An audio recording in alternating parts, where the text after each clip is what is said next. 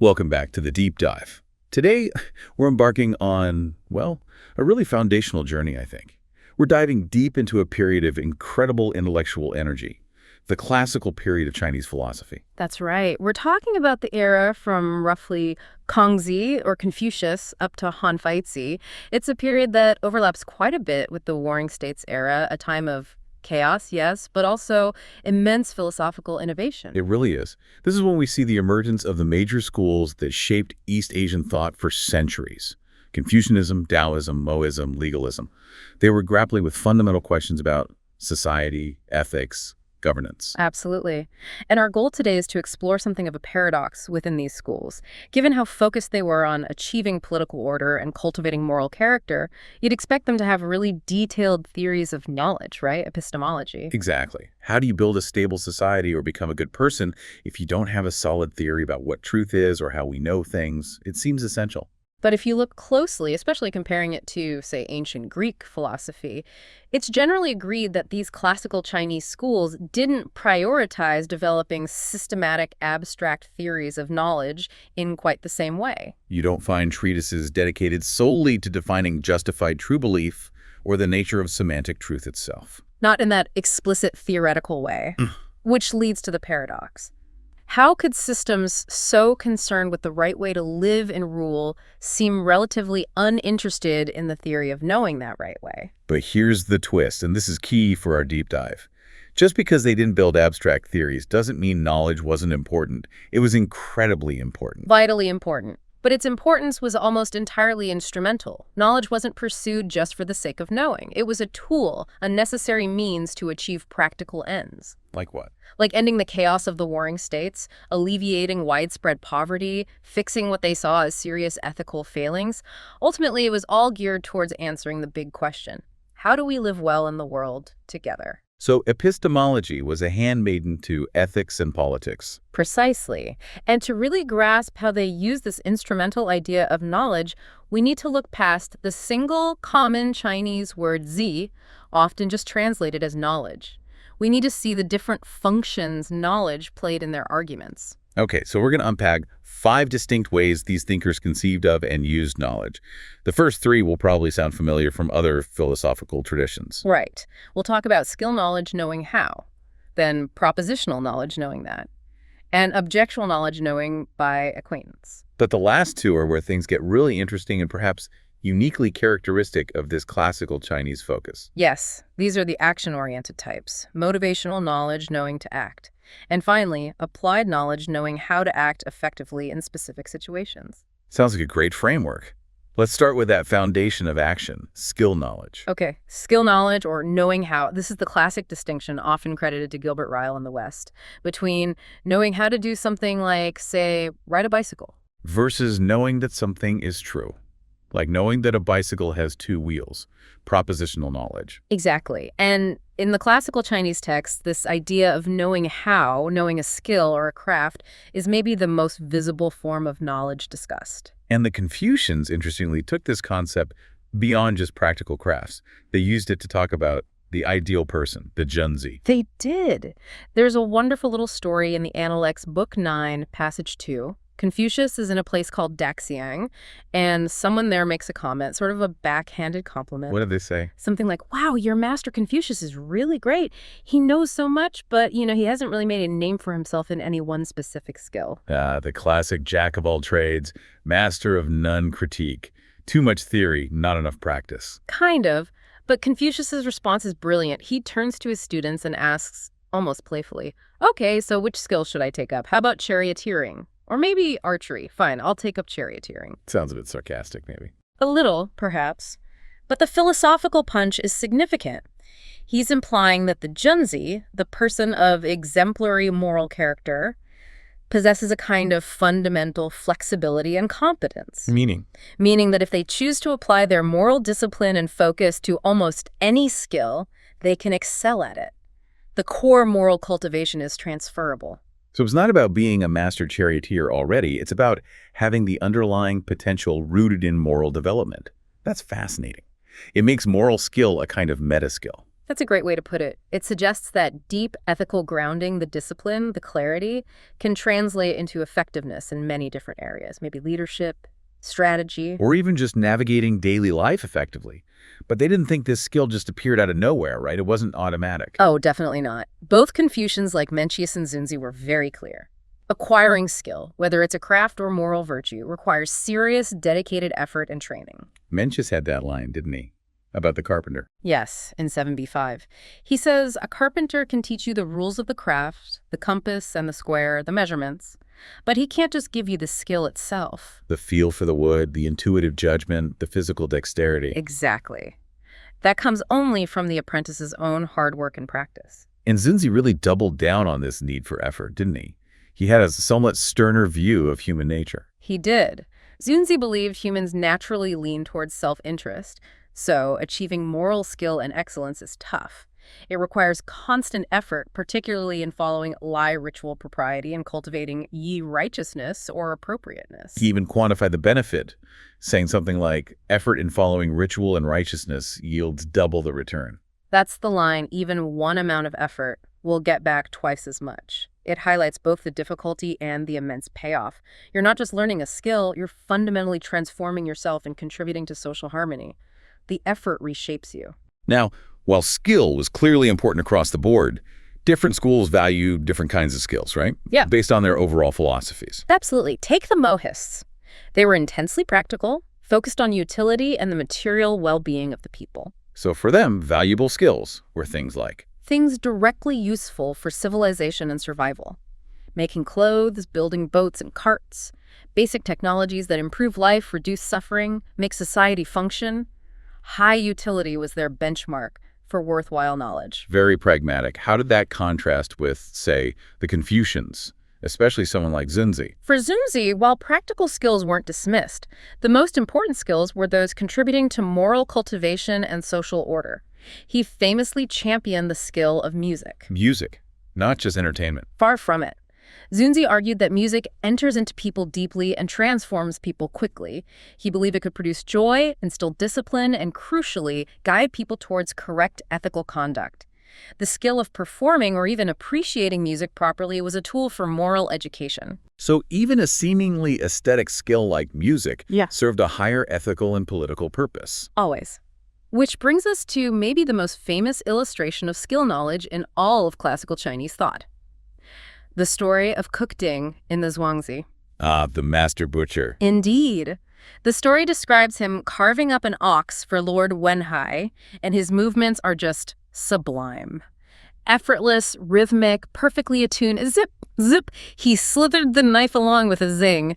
It sounds like a dance. The Lord is amazed seeing this peak of technical proficiency. Right, but then the cook explains his journey. He says, look, an ordinary cook hacks through bone. A good cook finds the joints, but my skill is different. How so? He says when he started, all he saw was the whole ox. After 3 years, he didn't see the whole ox anymore, just the parts, the structure. Okay, focusing on the details. But now, he says, I go at it by spirit and don't look with my eyes. He's moved beyond mere sight, beyond conscious technique.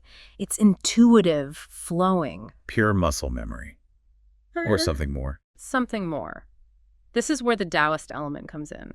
He explicitly says his skill isn't just practice. It's because he follows the Tao, the way. He perceives the natural structure, the empty spaces within the ox, and his knife finds them effortlessly. So practice is necessary, but it has to be practice aligned with this deeper natural principle. Exactly. Mm. Practice alone gets you to good. Practice in accordance with the way gets you to Ding's level of mastery, transcending mere technique. It's skill knowledge elevated to a kind of spiritual attunement. And the punchline of the whole story, the takeaway for the Lord, wasn't about how to butcher better. Not at all. The Lord exclaims, excellent. From hearing the words of the cook, I have learned how to nourish life. So the entire incredible display of skill was ultimately an analogy. For how to navigate the complexities of life itself. How to move through the world without friction, without dulling your own blade, by understanding and flowing with the natural order. It perfectly illustrates the instrumental nature of skill in this tradition. It's never just about the skill itself. Okay, that gives us a really solid grasp on skill knowledge. Let's shift gears to propositional knowledge, knowing that something is the case. This brings us right up against that tricky question of truth. Did they have a concept of truth, like we might think of it? It's a major scholarly debate, as we mentioned. There isn't a single perfect equivalent for the Western philosophical concept of semantic truth in the classical texts. What? But But they were constantly arguing about whether things were true or not. precisely, they debated factual claims all the time. Is there such a thing as fate? Does ruling virtuously actually lead to a stable state? Do ghosts exist? To have these debates, they must have been operating with some kind of truth-like apparatus, even if it wasn't explicitly theorized. Maybe a thin conception of truth, or something functionally equivalent. That's a good way to put it. One key mechanism they used was the idea of zhangming, often translated as the rectification of names. Making sure words match reality. Essentially, yes. Asking if the name or term like ruler, father, minister correctly applies to the actual person or situation is functionally asking if the proposition, this person is a ruler, is true. And it's true only if their actions align with what a ruler should be or do. Correct. If a name doesn't fit the reality, the proposition is false, and that mismatch was seen as a source of disorder. So getting names right was crucial for knowing propositional truths about the social and political world. Okay, that makes sense. Now, who was really trying to systematize this process of figuring out what's true? You mentioned the Mohists earlier. Yes, the Mohists were arguably the most concerned with developing clear standards for justification. They had a specific ethical and political program they wanted everyone to adopt, based on principles like universal love and anti-aggression. To convince others, they needed a way to show their doctrines were true and others were false. They needed a method to settle disagreements. Exactly. And they proposed what are called the three nomens, or three standards, NBO, for evaluating any doctrine or claim. It's their framework for justification. Right, let's break those down. What's the first standard? The first is proper basis or foundation. You look back at the actions and successes of the sage kings of antiquity. Does the proposed doctrine align with their proven wisdom? Okay, appeal to historical precedent. Similar to the Confucians in some ways. Similar, yes, but they didn't stop there. The second standard is proper origin or verification. This is crucial. You examine what the ears and eyes of the common people perceive to be true. You look at shared empirical experience. Empirical data. Yeah. What people actually see and hear, Yeah, that's different. very different. And the third standard is proper use or application. You put the doctrine into practice and observe the results. Does it benefit the state? Does it increase the population's welfare and order? Does it work? So it's this combination. Historical precedent, empirical observation, and practical consequences. A three-legged stool for justification. That's a perfect analogy. They seem to understand that relying on just one wasn't enough. History could be misinterpreted, popular opinion could be wrong, and pure utility could justify bad actions. You needed all three to triangulate towards a justified belief. And they actually used this empirical standard, the ears and eyes of the people, to argue for things like the existence of ghosts and spirits. They did. The Mozi explicitly links knowing to sensory input, like having good eyesight. When addressing the debate about ghosts, Mozi argued against just accepting tradition or superstition. He said you have to rely on the collective testimony, what the great mass of people knows from the evidence of their own ears and eyes. So if many reliable people across different times and places claim to have seen or heard spirits, Then for the Mohists, that constitutes strong empirical evidence. The proposition ghosts exist becomes justified based on this shared sensory data. It's quite a pragmatic, almost scientific approach for its time. okay, so the Mohists are striving for certainty through these standards. But then we have the Daoists, particularly Zhuangzi, who seem to throw a wrench into the whole idea of certainty. Absolutely. Zhuangzi represents the skeptical counterpoint. The most famous example, of course, is the butterfly dream. He dreams he's a butterfly, Yeah. happy and free, completely unaware he's Zhuangzi. Then he wakes up, and suddenly he's hit with this profound uncertainty. Am I Zhuangzi who just dreamed I was a butterfly? Or am I actually butterfly now, dreaming that I am Zhuangzi? It pulls the rug out from under you. How can you be sure of your most basic reality, your own identity? It reminds me a bit of Descartes' dream argument later on. There's a definite parallel in the type of doubt invoked, but the endpoint is different. Descartes used doubt methodologically to arrive back at certainty. I think, therefore I am. Zhuangzi seems content to leave the question open, What's the point of that, then? Just to confuse us. perhaps to show the limits of our distinctions. The dream highlights how artificial our sharp categories mother, reality dream, truth falsehood might be. Trying to pin down absolute propositional certainty might be missing the point. or even impossible. If you can't be certain about propositions, does that paralyze action? Well, Why bother knowing things if they might be illusory? for the Taoists, it might lead towards a more spontaneous, less rigidly planned way of acting, which we'll get to. But for others, even uncertain propositional knowledge was still vital for guiding action. Mencius gives us a good example. Who is that? Bully Shu. He was an official serving the ruler of a state called Yu, and he knew, as a propositional fact, that his ruler was corrupt, wasn't listening to advice, and was basically driving the state towards ruin. He knew that the ruler was heading for disaster. Exactly. And knowing that proposition, even if it was a grim one, was instrumental. It informed his decision. He left Yu and went to the state of Qin, saving himself. His propositional knowledge guided his practical, life-preserving action. So even without absolute certainty, knowing that P is the case still functions as a crucial guide. Okay, that covers knowing how and knowing that. What's the third familiar type? Objectual knowledge. Knowing by acquaintance. This is knowing a particular thing, person, place, or quality through direct experience. So distinct from knowing facts about it or knowing how to use it, it's that direct familiarity, like knowing the taste of chocolate versus knowing its chemical composition. Precisely. Or knowing a person, I know John, versus knowing facts about John. It requires direct sensory or personal encounter. And the Mohists, being very grounded, had examples for this too. Yes, they talked about distinguishing sensory qualities. If someone tastes something extremely bitter but calls it sweet, the Mohist conclusion isn't necessarily that they're lying, but maybe they simply did not know the difference between bitter and sweet. Meaning they lacked the prior direct experience of both to be able to distinguish them reliably. Correct. To know bitterness or sweetness in this objectual sense requires having experienced them before. The ability to recognize a current sensation as matching that prior experience is objectual knowledge. You know blackness because you've seen black things.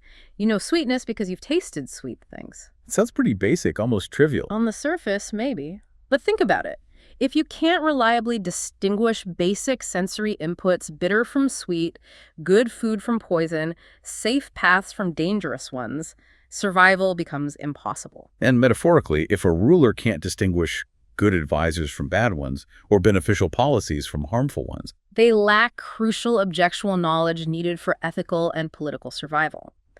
So while it might seem simple, this direct experiential knowledge is foundational. It's the raw data upon which we build propositions and develop skills.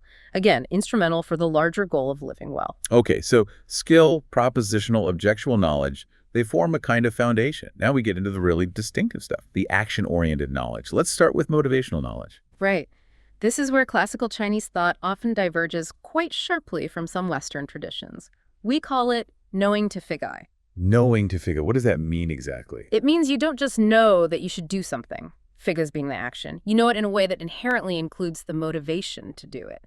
The knowledge itself provides the impetus for action. So knowing that I should help someone in need isn't enough.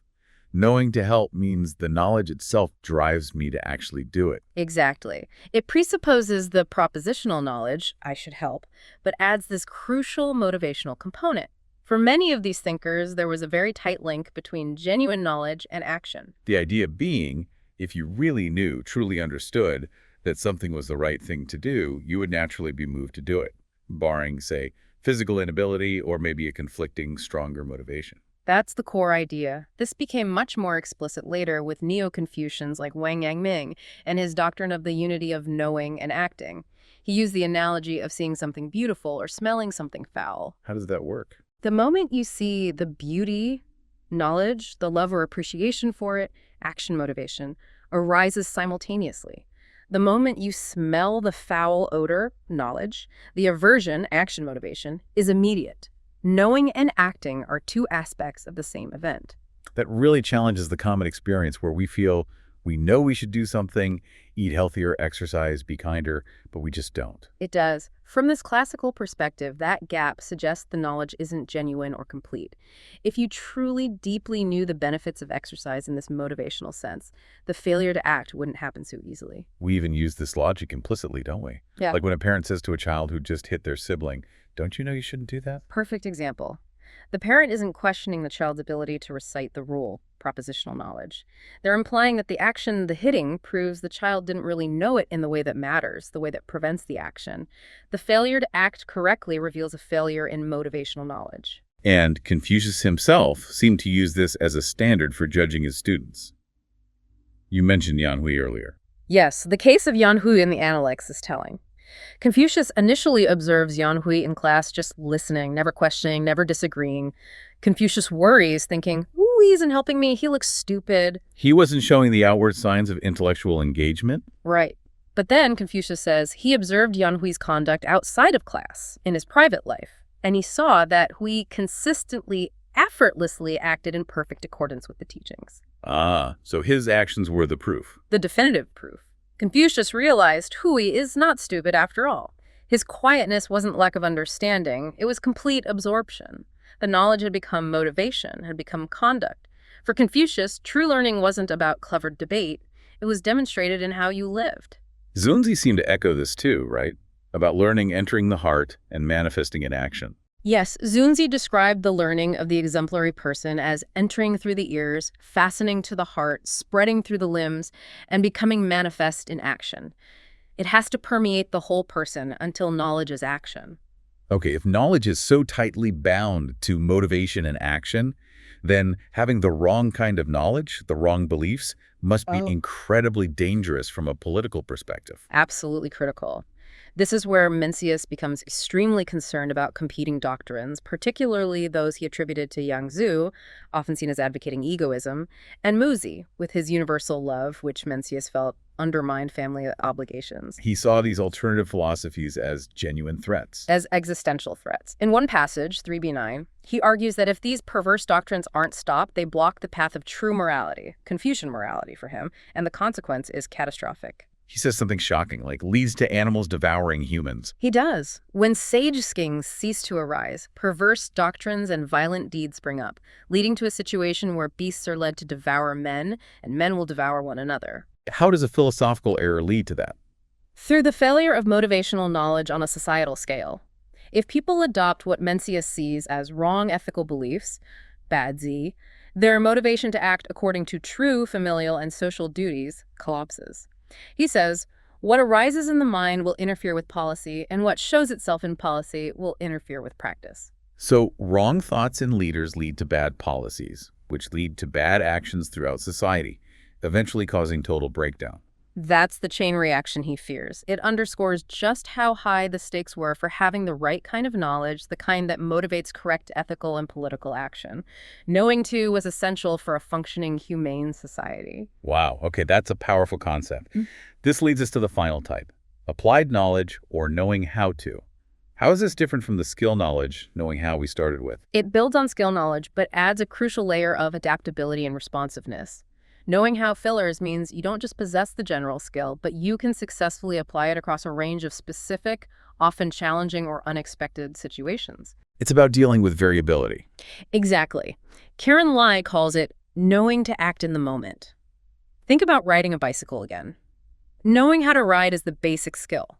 Knowing how to ride involves being able to handle a sudden bump, a patch of gravel, a swerving car, applying the basic skill effectively under pressure and changing conditions. So it's skill plus situational awareness and adaptability. That's a good summary. And in the chaotic world of the warring states, this kind of flexible applied knowledge was desperately needed. Static rules often weren't enough. Leaders needed to be responsive. Critically responsive. The Confucian sage kings, Yao and Shun, were upheld by Mencius as exemplars of this. Mencius suggests that whatever task they turned their minds to, ruling, farming, managing floods, they knew how to do it successfully because their fundamental virtue allowed them to adapt appropriately to any specific context. Their core knowledge wasn't rigid, it was applicable. Yes. And even the pragmatic Mohists recognized this need for constant adaptation. They noted that new tasks must be attended to each day, and a ruler needs the requisite knowledge to handle each specific novel challenge as it arises. You can't just rely on yesterday's solutions. This sounds very much like it connects back to Daoism, especially the idea of Wu Wei. It absolutely does. Wu Wei, often translated as effortless action or non-action, is perhaps the ultimate expression of knowing how to. Let's revisit Kukding. He didn't just know how to cut an ox. No, he knew how to cut any ox, responding perfectly to its unique structure. He flowed with the situation, finding the spaces, avoiding resistance. He wasn't imposing a rigid plan. He was responding effortlessly to the reality before him. That's Wu Wei in action, fueled by applied knowledge. So Ruwei isn't really doing nothing. It's acting perfectly in tune with the situation, without wasted effort or internal friction. Precisely. It's action that arises spontaneously and effectively from a deep understanding and responsiveness. The Zhuangzi describes the ideal state of mind for this, the mind of the perfect man. How is his mind described? It's described like a mirror going after nothing, welcoming nothing, responding but not storing. Like a mirror. Yeah. It just reflects what's there, without judgment or preconception. Exactly. It doesn't project its own desires, going after nothing, or cling to past experiences, not storing. It simply reflects the present reality accurately and responds appropriately without getting caught up. This allows the perfect man to navigate the world successfully without being harmed by it. That sounds incredibly difficult to achieve, but you see echoes of it in modern concepts.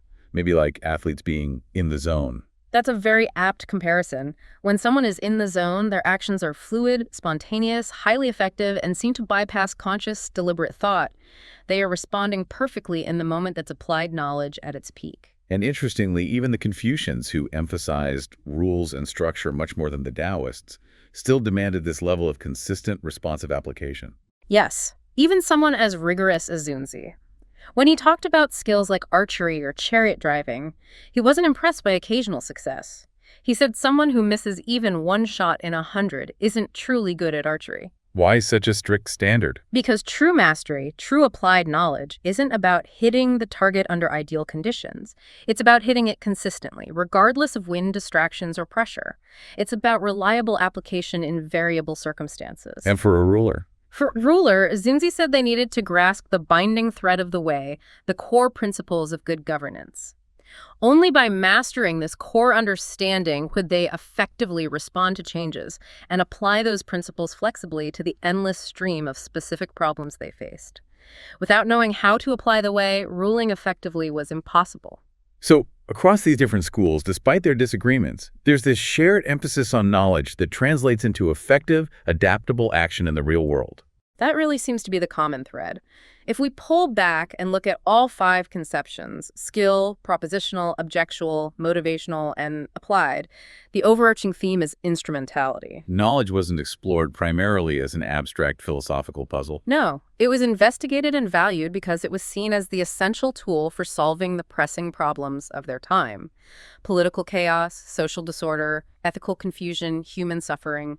The central question was always, what kind of knowing helps us live better? And the prominence of those last 2 types, knowing to and knowing how to, really underscores that practical, action-oriented focus. It wasn't enough to know that something was true or even how to do something in principle. The real value lay in knowing that translated directly into ethical motivation and the ability to apply skills effectively and flexibly in the messy reality of the world. Remember Cook Ding's lesson? It was all about learning how to care for life. So reflecting on this deep dive, what's the takeaway for us today, living in our own complex, often chaotic world? Well, we live in an age absolutely saturated with propositional knowledge. Information is everywhere, and we have access to incredible skill knowledge through technology and education. We know a lot of that's and a lot of how. They do, but these classical thinkers might prompt us to ask, is that enough? They suggest that perhaps the most valuable forms of knowledge are those that bridge the gap between knowing and doing. The ability to actually act on what we know, ethically and effectively. Right. Which leads to a final thought for you, the listener, to consider. In your own life, faced with constant information and shifting circumstances, what kind of knowledge do you value most? Is it knowing that you should act? Or is it cultivating the motivation to act, knowing to, and perhaps even more crucially, developing the wisdom and flexibility to know how to adapt that action successfully to whatever challenges arise, knowing how to? Are we merely knowledgeable, or are we becoming truly responsive? A profound question to ponder. Thank you for joining us for the deep dive.